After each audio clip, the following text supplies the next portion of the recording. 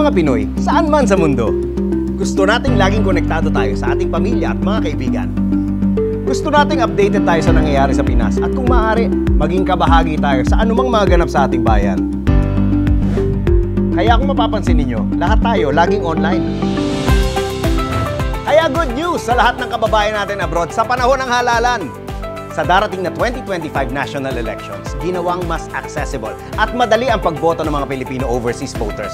Pwede na kayong bumoto online.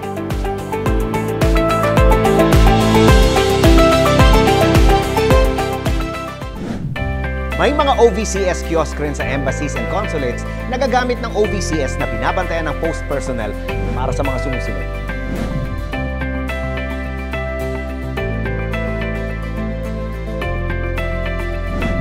Para makaboto online, kailangan lang kayo ay una, dapat registered overseas voter sa bansa na natukoy ng COMELEC na kasali sa internet voting.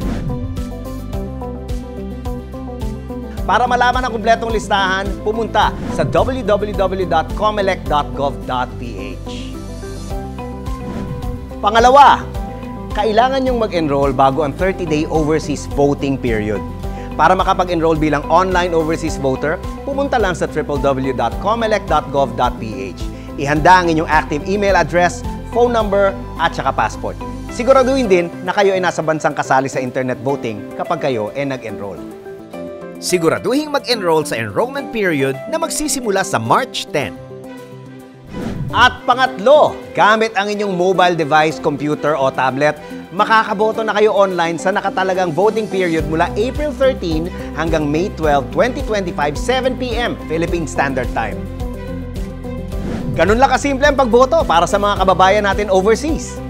Siguradong secure ang inyong boto at siguradong ito'y mabibilang. Kasama ka sa pagdidesisyon para sa kinabukasan ng bayan. Bumoto na, online. Makabagalalan para sa makabagong Pilipino.